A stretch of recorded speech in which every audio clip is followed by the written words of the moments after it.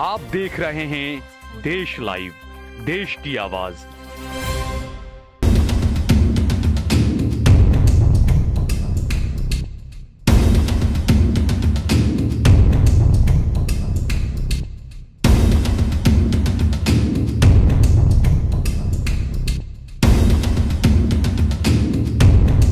इस वक्त मैं गुजरात के कांग्रेस प्रदेश कार्यालय पर मौजूद हूं और यहां पर कांग्रेस के नेता नईम बेग मिर्जा मेरे साथ में मौजूद हैं। आज कांग्रेस का प्रदर्शन था।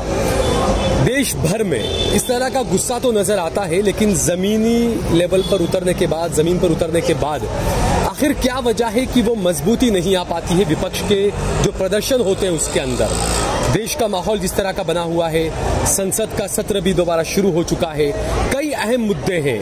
हम बात करेंगे नईम बेग मिर्जा से, क्योंकि देश का युवा भी कहीं ना कहीं देख रहा है भारत जोड़ो यात्रा के बाद में कांग्रेस को और राहुल गांधी को। तो ऐसे में देखेंगे, नईम से बात करेंगे कि आखिरकार आज का प्रदर्शन कैसा रहा, क्या वजह थी प्रदर्शन की। नईम, सबसे पहले बहुत बहुत शुक्रिया जी। ये आज जो प्रदर्शन रहा कांग्रेस का जी, ये क्या वजह थी, क्या मैसेज देने की कोशिश की गई? मैसेज नहीं, ये लोगों की आंखें खोलने की कोशिश है। ये जो बहरी सरकार है उसके कान खोलने की कोशिश रही। कहीं पे किसानों के मुद्दे हैं।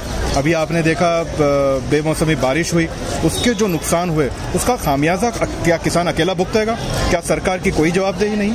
उसके सामने आप देखिए जिस तरह से एजुकेशन के अंदर जो मामला चल रहे हैं, जिस तरह से पेपर लगातार फूटते जा रहे हैं। और अब तो ये हो गया कि जो कराई में जो आपकी ट्रेनिंग का सेंटर है, वहाँ पर कोई एक आदमी एक फर्जी डॉक्यूमेंट लेकर के जाता है और उसकी वहाँ पर एडमिशन हो जाती है और वहाँ पे काम करना। इसी से पता चलता है कि ये सरकार लोगों को लेके, लोगों की सेफ्टी सिक्योरिटी को लेकर के कितनी सीरियस है, इसी से पता चलता है। और इसी बात को ले जाके हम उजागर करना चाह रहे हैं। आपने LIC लेकर के बेच दी, आपने सारा जो हिंदुस्तान का धन था वो लेकर के डाल दिया आपने कुछ चुनिंदा दोस्तों के कदमों में। उसका खामियाजा कौन भुगतेगा? आपकी की हुई गलतियां और आपकी दोस्ती निभाने की जो आपके अंदर एक जज्बा है, उस जज्बे की कीमत, उसके जज्बे के बिल कौन भुगतेगा? क्या आम इंसान उसके बिल भुगतेगा?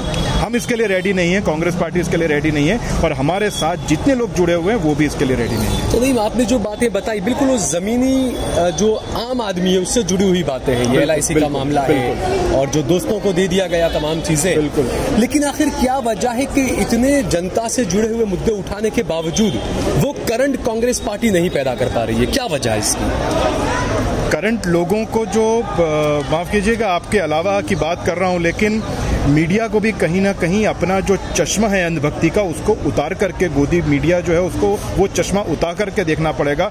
तो आपको जरूर दिखेगा कि जमीनी स्तर पे भी लोग जुड़े हुए हैं। हाँ, ये बात और है कि आज जो नाजीवाद चल रहा है, जो फांसीवाद चल रहा है, उसके चलते कहीं ना कहीं लोग डरे हुए हैं। कहीं ना कहीं बाहर आकर के बात करने की कोशिश लोग करना चाह रहे हैं, लेकिन वो सक्सेसफुल नहीं होते, क्योंकि दिलों के अंदर डर है कि हमारी आवाज कहीं अगर बुलंद भी हो गई, आवाज के अंदर सच्चाई होने के बावजूद कहीं हमें जेल के पीछे ना डाल दिया जाए, कहीं हमारे रिश्तेदारों के घर पे रेड ना हो जाए।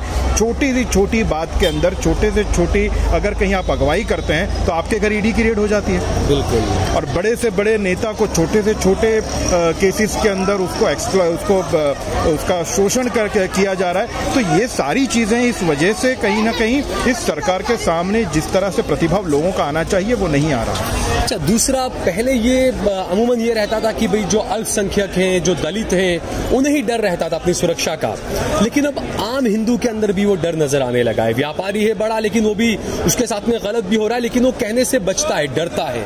ये भय का माहौल तो जबरदस्त हर जगह पर हो चुका है। जी बिल्कुल, जैसे बाइबल में कहा है, one who lives by the sword dies by the sword. कहीं ना कहीं एक अरसा गुजर गया जब यही, जैसे आपने बताया, कुछ चुनिंदा कौमें डर के साए में जीती रहीं, उनके साथ गलत व्यवहार होता रहा, उनके साथ कहीं ना कहीं शोषण होता रहा। लेकिन ये सारी चीज़ें ऐसी हैं कि इस तरह के लोग, इस तरह के मानसिकता वाले लोग जो बाइफरकेट करना चाहते हैं समाज को, कहीं ना कहीं जाति के नाम पे, क्लास के नाम पे, इकोनॉमिक बैकग्राउंड के नाम पर और जात के नाम पर, रिलीजन के नाम पे, वो लोग जब सत्ता में आएंगे तो उनकी मानसिकता बदलने वाली नहीं है। जब हिंदुत्व की आप बात कर रहे हैं कि हिंदू भी आज खतरे में, तो हिंदुत्व जो मैं समझा हूँ, जो मेरे हिंदू दोस्तों के साथ, मेरे खानदान के साथ जो जुड़े हुए हिंदू भाई बहन हैं, उनसे जो मैं हिंदुत्व सीखा हूँ, वो हिंदुत्व अलग है। और ये जो हिंदुत्व है, ये इनका हिंदुत्व अलग है। इनका हिंदुत्व वो है कि हम जो कहेंगे वो हिंदुत्व है।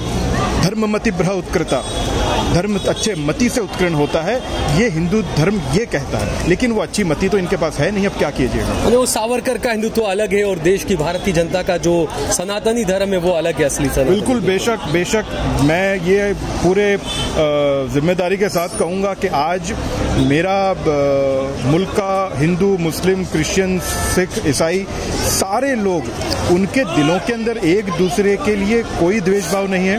वो एक दूसरे के साथ भाईचारे के साथ, मोहब्बत के साथ रहना चाह रहे हैं, लेकिन कहीं ना कहीं कानाफूसी होती जा रही है और कानाफूसी के तहत कहीं ना कहीं किसी के सेंटिमेंट्स को टच किया जाता है। आप जानते हैं हिंदुस्तान एक ऐसा मुल्क है जहां पर लोग रिलीजन को लेकर के बहुत सेंटिमेंटल है, उस सेंटिमेंट को यूज किया जा रहा है। अच्छा, बिल्कुल। दूसरी एक और बात, नहीं, जिस तरीके से हिंदू मुसलमान की जो राजनीति चल रही है, वैसे तो बाबरी मस्जिद को जब शहीद किया गया उसके बाद से ही राजनीति चली, लेकिन 2014 के बाद में इसमें बहुत जबरदस्त का करंट पैदा किया गया, नफरत का करंट उसे कहेंगे, हिंदुत्व का करंट तो नहीं कह सकते उसको, लेकिन कहीं ना कहीं कांग्रेस पार्टी पर भी सवाल उठ रहे हैं। राजस्थान के अंदर अशोक गहलोत जी की कांग्रेस पार्टी की सरकार है, 2 मुसलमान बच्चों को जिंदा जला के मार दिया गया।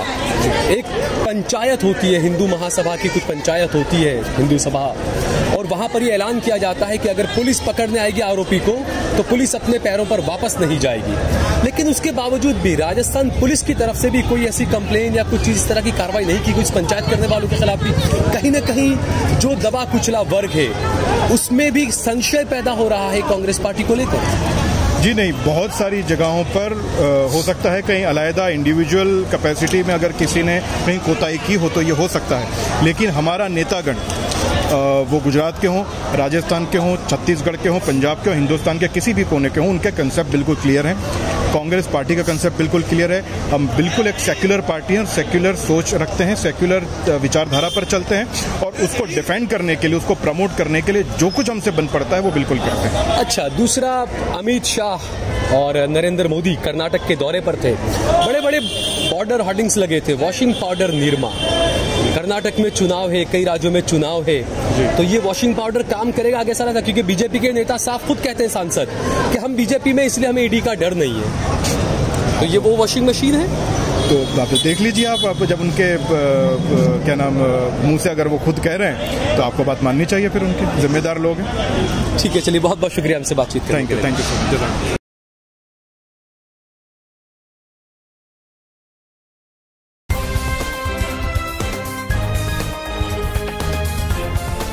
देश और दुनिया की तमाम छोटी और बड़ी खबरों के लिए हमारे चैनल को सब्सक्राइब करना न भूलें और बेल का बटन जरूर दबाएं।